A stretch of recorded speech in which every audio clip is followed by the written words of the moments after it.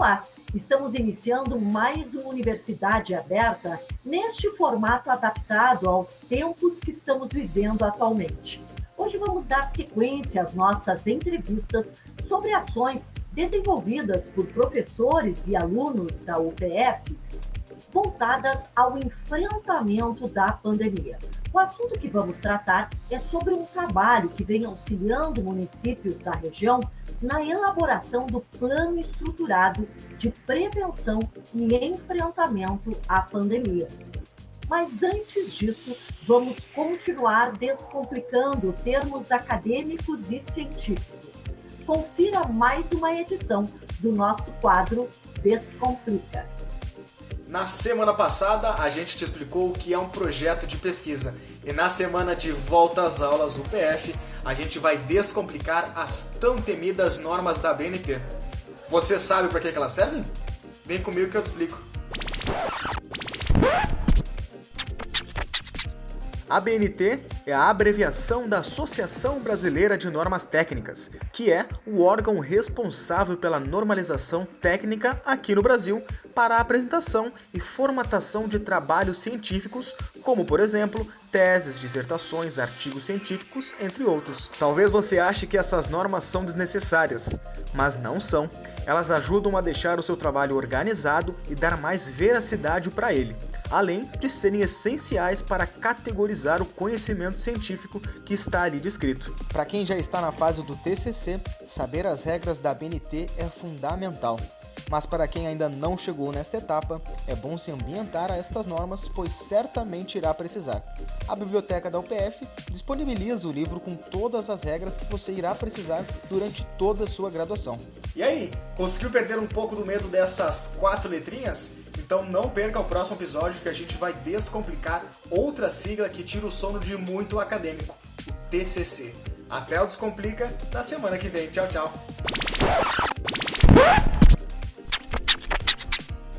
Obrigada, Vitor. E aí, deu para entender um pouquinho melhor a tão temida ABNT?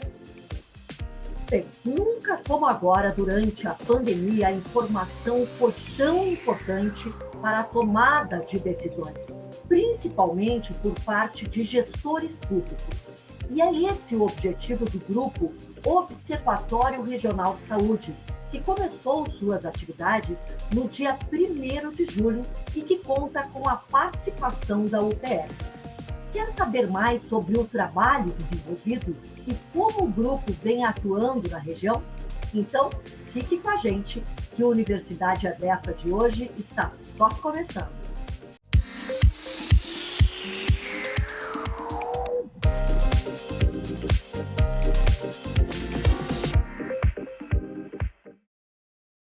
O Observatório Regional da Saúde tem como objetivo acompanhar diariamente a evolução dos indicadores da macro-região norte em relação às variáveis utilizadas pelo governo do estado para definir as cores das bandeiras no distanciamento controlado. A partir disso, são gerados 11 indicadores diários para os 62 municípios, o que permite uma análise mais localizada da evolução da pandemia. Quem representa a Universidade de Passo Fundo, junto ao observatório, é o professor Dr. Jusemar Zilli, que vai conversar com a gente sobre esse assunto. Seja muito bem-vindo ao nosso Universidade Aberta de hoje, professor Jusemar, para falar sobre esse importante tema e esse importante trabalho que vem sendo desenvolvido junto aos municípios da região. Mas explica um pouquinho melhor para a gente, professor, como é que vem funcionando o observatório e como vem sendo também a participação da UPF junto a esse grupo. Um prazer estar conversando e participando do programa. Acho que é um momento único, né, nas nossas vidas e precisamos nos adaptar. E foi exatamente nessa necessidade de adaptação e de informação que surgiu a necessidade do Observatório Regional da Saúde. Ou seja, os nossos gestores locais, os prefeitos, secretárias de saúde, eles necessitavam periodicamente ter informações mais fidedignas sobre o comportamento, a evolução do vírus aqui na nossa região, né? Na região que nós chamamos de região Covid Norte, né? E mais especificamente na região de Passo Fundo, que é composta por esses 62 municípios.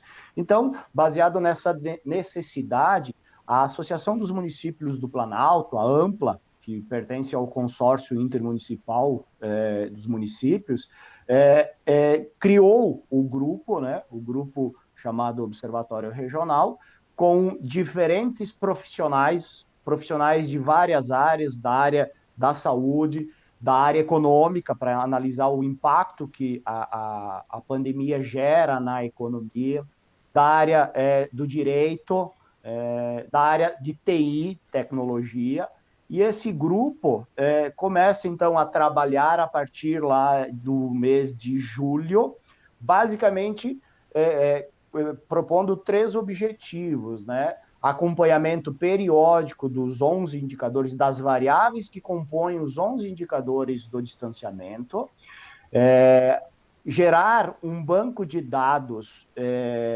periódico, né, e semanal da evolução do comportamento do vírus, e auxiliar no processo de pedidos de reconsideração, porque como o governo do estado abriu a oportunidade das regiões realizarem recursos, pedidos de reconsideração da bandeira definida na sexta-feira, então o observatório surge exatamente para suprir essas 3 necessidades, né? E a Associação dos Municípios, a AMPLA, procurando a Universidade de Passo Fundo, prontamente já nos predispomos a trabalhar, a participar desse grupo, e desde então estamos trabalhando arduamente de segunda a sábado, porque na sexta-feira à noite, lá pelas 18 horas, o governo do estado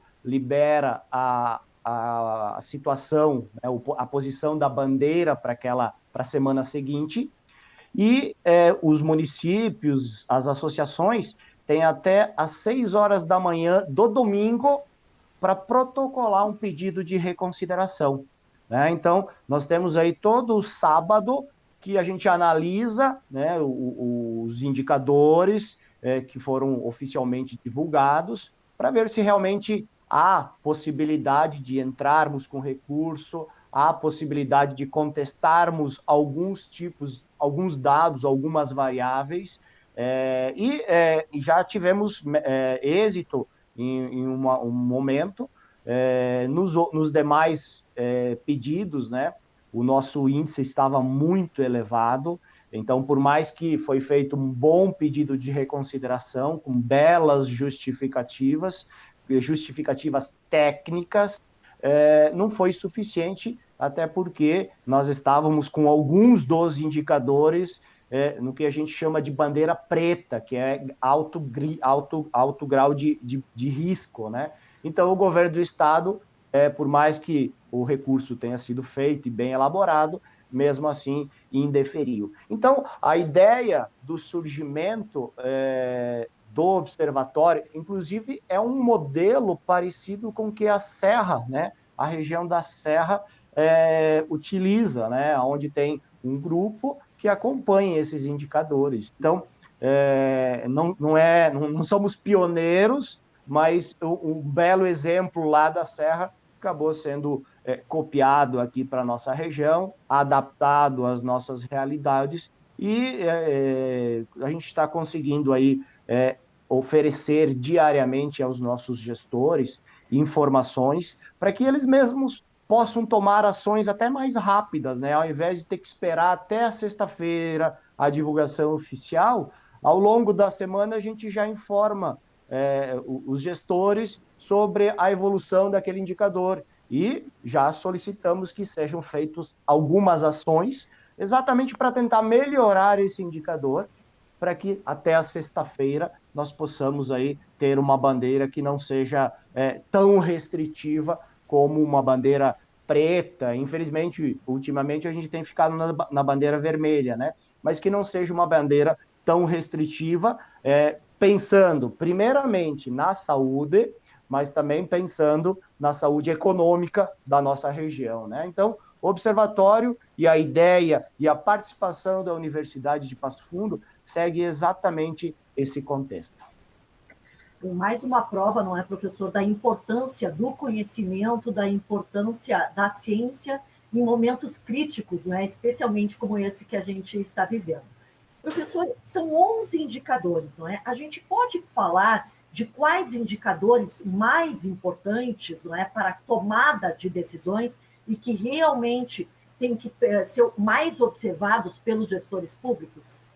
Sim, esses 11 indicadores, eles ainda, além disso, eles possuem uma ponderação, um peso diferente. Ou seja, um indicador tem mais importância do que outros indicadores, né? Então, dentro desses 11 indicadores, nós temos 50% do resultado final ele é atribuído a 4 indicadores que estão relacionados à capacidade de atendimento regional, ou seja, macro-região, norte, e estadual. Então, nós estamos falando de leitos de UTIs livres em relação ao número de leitos de UTIs ocupadas por Covid, por pacientes que apresentaram que foram diagnosticados positivamente com o Covid. Então, esse é um indicador. Perceba que nós estamos falando de leitos de UTI livres, ou seja, se porventura a região tiver uma demanda muito grande por leitos de UTIs para outras enfermidades, né, isso também vai afetar o indicador. Então, por mais que nós estejamos falando de Covid, nós estamos falando de leitos UTIs livres. Se esses leitos UTIs forem ocupados por outras enfermidades, vai diminuir a quantidade de leitos livres de UTIs, automaticamente piora o nosso indicador. Então, esse indicador ele é medido tanto para a macro-região, que é a região de Passo Fundo, de Palmeira das Missões e a região de Erechim. Nós estamos falando de uma região que abrange algo em torno de 1,2 milhão de habitantes. Então, os hospitais dessas regiões têm e estão cadastrados com seus leitos UTIs, eles entram nesse cálculo, né? Então, nós temos esse indicador para a macro-região e para o estado também. E também nós temos mais 2 indicadores que trabalham a ideia das UTIs livres para atender Covid especificamente, em relação ao número de UTIs livres que tínhamos 7 dias atrás. Né? Isso tanto para a região, para a macro-região, Passo Fundo, a região de Passo Fundo, região de Erechim e região de Palmeira das Missões, como para o Estado. Então, vejam, esses 4 indicadores retratam basicamente a capacidade de atendimento aos pacientes COVID da região, da macro-região e do Estado. Então, esses indicadores, os 4 juntos, representam 50% do valor final, do resultado final da média ponderada, que é usada, da média final, que é usada para definir, para estabelecer a bandeira lá no final. Além disso, nós temos mais um outro indicador que tem relação com a projeção de óbitos. Né? Então, conforme nós tenhamos mais óbitos na semana, automaticamente esse indicador piora e ele representa 12,5% do valor da média final. Né? Então, vejam que se nós somarmos 50% daqueles 4, mais 12 desse indicador, nós já estamos com 62,5% do indicador concentrado em 5 variáveis, né? E, além disso, né, nós temos, além desses 5, nós temos ainda o número de hospitalizações confirmadas, que também é um indicador que faz parte da média final, o número de internações por síndrome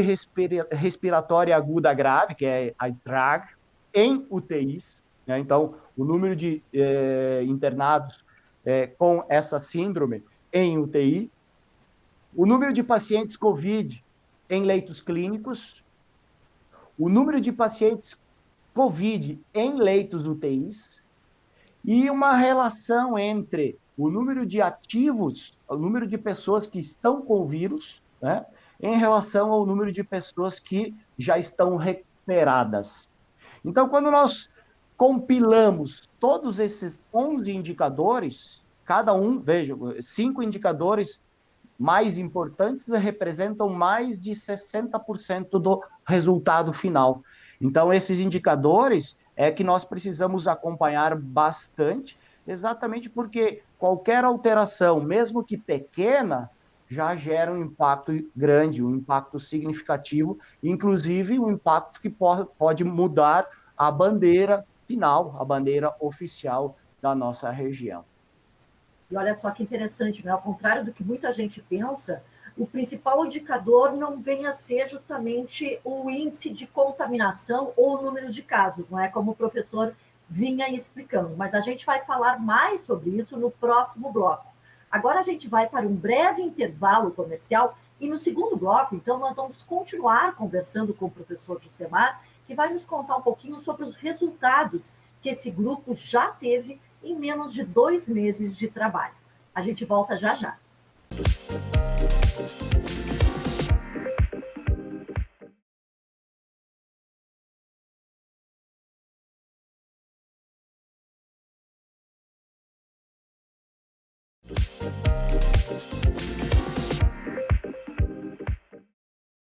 Estamos de volta com o programa Universidade Aberta. Eu sou Nádia Hartmann, professora do curso de jornalismo da UPF, e hoje estamos conversando com o professor doutor Jusemar Zilli.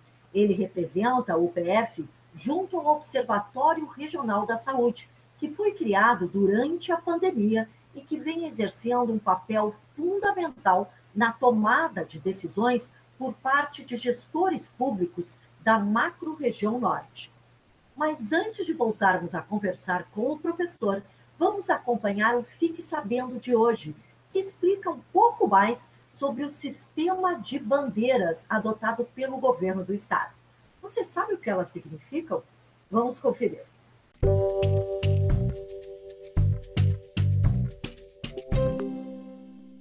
Você sabe o que significa a bandeira amarela, laranja, vermelha e preta agora em tempos de pandemia?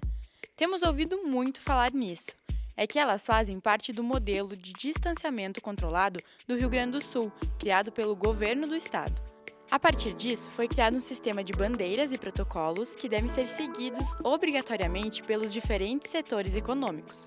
Conforme o grau de risco, cada região recebe uma cor de bandeira semanalmente. A bandeira amarela significa risco baixo, a bandeira laranja significa risco médio, a vermelha, risco alto, e a preta, risco altíssimo. A cor da bandeira é definida a partir de dados que mostram a capacidade do sistema de saúde e a propagação do vírus. Se tivermos a capacidade do sistema de saúde alta e a propagação do vírus baixa, a bandeira vai ser amarela. Agora, se tivermos capacidade baixa e propagação muito alta, a bandeira vai ser preta.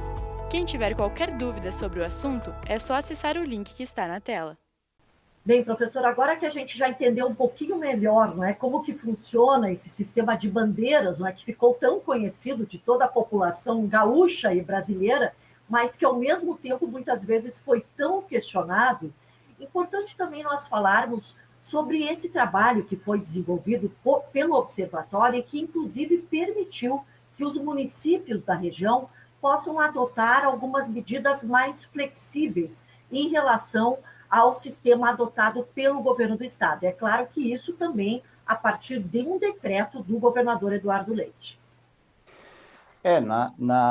Nos últimos recursos que o Observatório fez, várias vezes nós apontamos que existia a necessidade de já começarmos um processo de flexibilização das atividades econômicas nos municípios, né? Porque já identificamos, inclusive com dados da Secretaria de Saúde, que fizeram um acompanhamento, um rastreamento dos casos, e identificou-se que menos de 10% dos casos de contaminação estavam ocorrendo no comércio, no horário de trabalho. Porque no horário de trabalho, como tem um protocolo rígido para as lojas, para os restaurantes, para o setor bancário, enfim, para todas as lojas e as empresas, a contaminação ocorria ou ocorre num percentual muito baixo.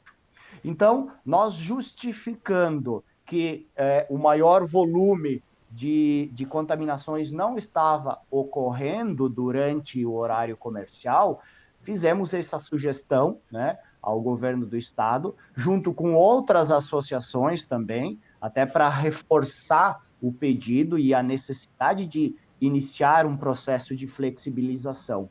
E, diante disso, o governo do estado sinalizou positivamente para as regiões, né, do estado, que elas poderiam, por meio das suas associações, e aí a FAMURGS que fez toda a negociação, né? Então, por meio das associações, as regiões poderiam determinar um protocolo, né, a servir como base. Né? Então, o governo do estado fez um decreto que trata da cogestão do distanciamento controlado, repassando isso para as regiões e para os municípios. Porém, para que isso fosse autorizado pelo governo do estado, existia a necessidade de 2/3 dos municípios da região aprovarem esse protocolo. Né? Então, na semana passada, na sexta-feira passada, nós conseguimos, em reunião com os prefeitos, apresentar o protocolo, né? Esse plano estruturado que a gente está dizendo, e aprovar por mais de 2/3 dos prefeitos. Né? O que esse protocolo, o que esse plano estruturado previa e prevê? Basicamente, o que foi aprovado é que a região sempre pode adotar os protocolos de saúde de uma bandeira automaticamente inferior, certo? Então, como exemplificar isso? Se na sexta-feira o governo determina, né, por meio dos indicadores que a gente comentou, que a região ficou em bandeira vermelha, né? A região, por meio dessa ação que foi feita, pode adotar o protocolo da bandeira laranja, né?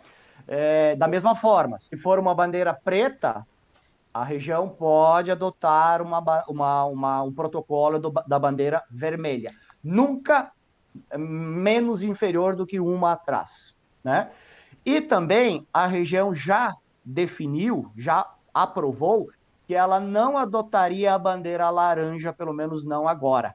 Né? Vamos imaginar que pudéssemos, tecnicamente, hoje, por exemplo, entrar na bandeira laranja. Por esse critério, nós poderíamos, né, adotar os protocolos da bandeira amarela. Né? Porém, a região votou contra isso, ou seja, ainda é cedo para liberar totalmente, né? E é o que a bandeira amarela prevê, certo? Diante desse protocolo, professor, então hoje a nossa região está com bandeira laranja. É isso? Ela pode adotar os protocolos da bandeira laranja a partir de terça-feira, né? Da terça-feira agora, dessa semana. Então, vejam, o termo é exatamente esse. Pode.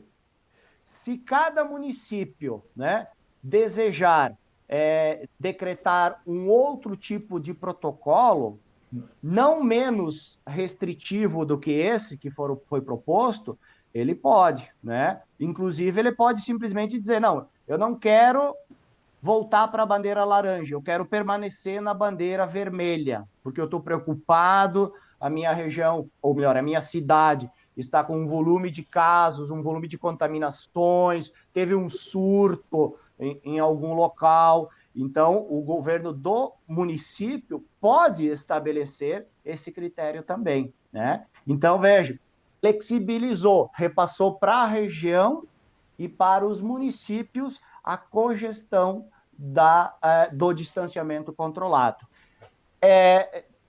A gente pode olhar por dois prismas aí, né? Por dois lados.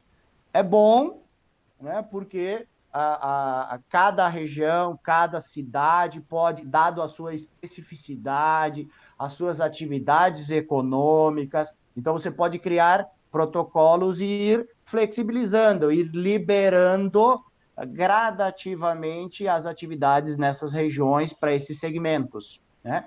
O problema é que quando um município adota um protocolo menos restritivo, né, do que o outro município, mesmo que dentro do protocolo geral, estando correto, começa a ocorrer algumas divergências, porque a cidade onde o prefeito não adotou aquele protocolo, os cidadãos, né, começam a brigar com o prefeito porque por que o prefeito não está liberando isso, já que o prefeito da outra cidade liberou, né? Então, esse é o momento, por mais que isso exista, os prefeitos vão, a todo momento, usar os dados técnicos do observatório, que é composto por profissionais da área de saúde, por profissionais da área econômica, da área do direito, da área da tecnologia,